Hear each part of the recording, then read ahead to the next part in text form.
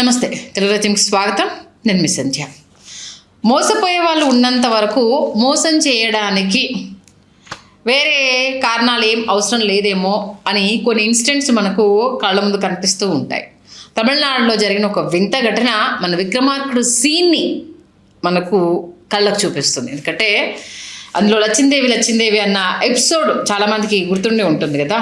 అంటే మీ ఇంట్లో లచ్చిందేవి పిలుస్తుంది తల్లి, ఎప్పుడో ఒక మొక్కు ఉండిపోయింది, అది తీర్చుకుంటే లచ్చిందేవి మూటలు పట్టుకొని మీ ఇంటికి రావడానికి సిద్ధంగా ఉందని రవితేజ చెప్పే హిలీరియస్ కామెడీ సీన్ మీ అందరికీ గుర్తుంది కదా. అది నిజంగా నిజ జీవితంలో జరిగితే ఎలా ఉంటుందో ఒకసారి ఊహించుకోండి.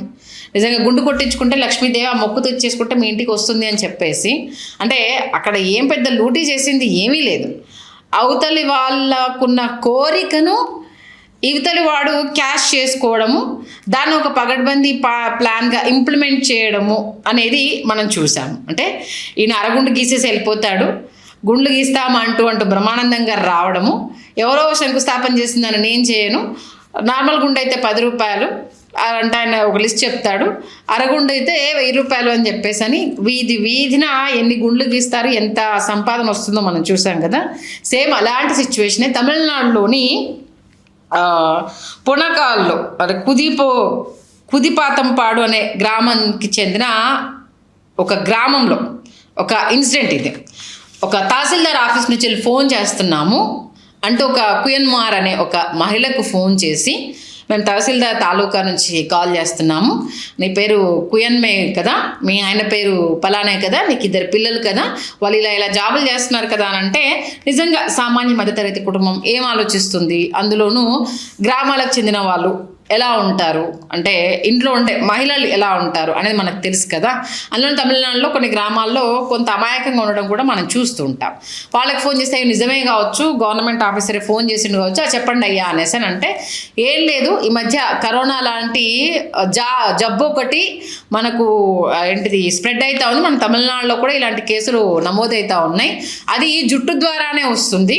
మన తమిళనాడు గవర్నమెంట్ ఏం చేసిందంటే, తలనీలాలు ఇచ్చిన వాళ్లకు ఇంత అమౌంట్ అంటూ డిక్లేర్ చేసింది, దానికి సంబంధించి కొన్ని టోకెన్లు జారీ చేసింది. గుండు చేయించుకున్న వాళ్లకు, మహిళలు అయితే పెద్ద జుట్టు ఉంటే 20,000 వరకు, జుట్టును బట్టి 15,000 నుంచి 20,000 వరకు, అలాగే కాలేజ్ అమ్మాయిలు అయితే 45,000తో పాటు ఒక ల్యాప్టాప్, మగవారైతే 5,000 ఇస్తున్నాము, ఎందుకంటే ఇది కరోనా వ్యాప్తి చెందదు కాబట్టి జుట్టు ఇవ్వాలంటే చాలామంది బాధపడతారు కాబట్టి అందుకోసమని గవర్నమెంట్ ఈ స్కీమ్ తీసుకొచ్చింది అని అంటూ నమ్మబలికించే ప్రయత్నం చేశారు. దీంతోపాటు ఓన్లీ దీంట్లో కూడా లిమిటెడ్ టోకెన్లే ఉన్నాయి, మీ గ్రామానికి వచ్చేసి 18 టోకెన్లు మాత్రమే ఇచ్చారు కాబట్టి ఎవరెవరు చేయించుకుంటారో ఆ 18 టోకెన్లు రిజిస్టర్ చేసుకున్న వాళ్ళకే ఈ స్కీమ్ వర్తిస్తుంది. 15,000 కావచ్చు, 45,000 కావచ్చు అని అంటే, పాపం 15,000 అంటే ఒక సామాన్య కుటుంబానికి ఒక నెల ఖర్చులు వెళ్ళిపోతాయి కదా అన్న ఆలోచన కామన్గానే ఉంటుంది కదా.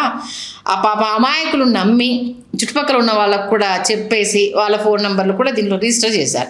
బట్ దీనికి ఏమైనా అమౌంట్ తీసుకున్నారా, 15,000 రావాలి అని అంటే ఊరికనే ఎందుకు రిజిస్టర్ అవుతారు అనేది ఇప్పుడు ఇక్కడ దీని గురించి పోలీసులు అయితే మనకు ఇన్ఫర్మేషన్ అయితే ఇవ్వలేదు. బట్ కొంత అమౌంట్ వీళ్ళ దగ్గర నుంచి వసూలు చేశారు. 15,000 కావాలంటే 18 టోకెన్లకు సంబంధించి 5,000 నుంచి ఆ కుటుంబంలో ఉన్న మెంబర్స్ ప్రకారం రిజిస్టర్ చేసుకోవాలనేసి అని చెప్తే, వీళ్ళతో పాటు ఒక 15-20 మంది వరకు రిజిస్టర్ చేసుకున్నారంట. దీంట్లో 4 మహిళలు పాపం ఏకంగా గుండు కొట్టించేసుకున్నారంట. ఆ డీటెయిల్స్ అన్నీ చూశాక నమ్మేసి 4 మహిళలు ఏకంగా గుండు కొట్టించేసుకున్న తర్వాత వాళ్ళ 2 డేస్లో మీ దగ్గరికి వస్తాము, మీరు గుండు కొట్టించుకున్న డీటెయిల్స్ ఆ ఫొటోస్ అని మాకు పంపించండి అనేసి అని చెప్పారంట. తీరా చూస్తే ఆ నంబర్కి ఫోన్ చేస్తే వాళ్ళు ఎవరు రాలేదంట. మోసపోయామని తెలిసి పోలీస్ స్టేషన్లో కేసు నమోదు చేశారు.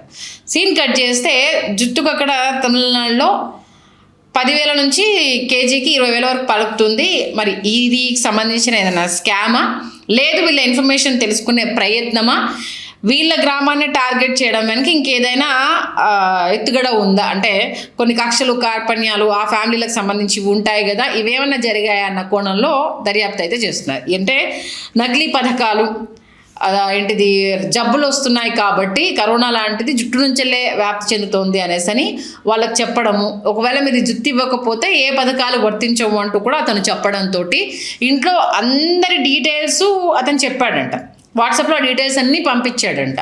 కాబట్టి నిజమేనేమో అనుకొని పాపం మా అమాయకపు మహిళలు 4 గుండు చేయించుకున్నారు. దీంట్లో ఒక కాలేజ్ స్టూడెంట్ కూడా ఉందంట.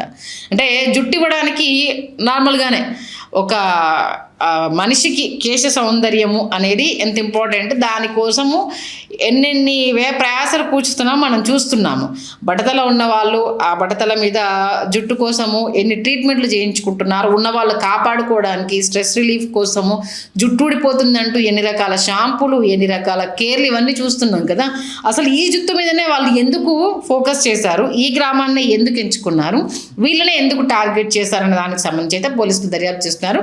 ఎంతమంది దగ్గర ఇలా మెయిన్ కోసం అయిపోయిందంటే ఒక్క గ్రామంతో ఆగిపోయిందా, ఇలా ఈ పేరు చెప్పేసి ఎన్ని గ్రామాలను సెలెక్ట్ చేసుకున్నారన్న అంశానికి సంబంధించి కూడా ప్రజెంట్ అయితే విచారణ జరుగుతుంది. కాబట్టి ఏవైనా చెప్పంగానే దయచేసి, ఎందుకంటే మన మధ్య కుటుంబాల ఆశే వాళ్ళకు ఆయుధం, గుర్తుపెట్టుకోండి.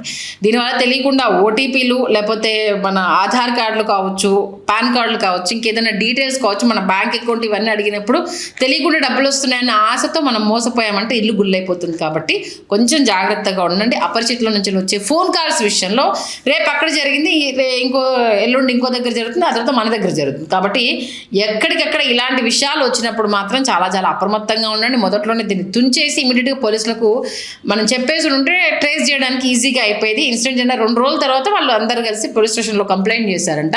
20 మంది దగ్గర రిజిస్టర్ చేసుకున్నారంట. మరి 20 మంది డీటెయిల్స్ ఏమన్నా గ్యాదర్ చేశారా, పర్సనల్ లాస్ ఏమన్నా జరిగిందన్న అంశానికి సంబంధించి కూడా పోలీసులు దర్యాప్తు చేస్తున్నారు. కాబట్టి తస్మాత్ జాగ్రత్త.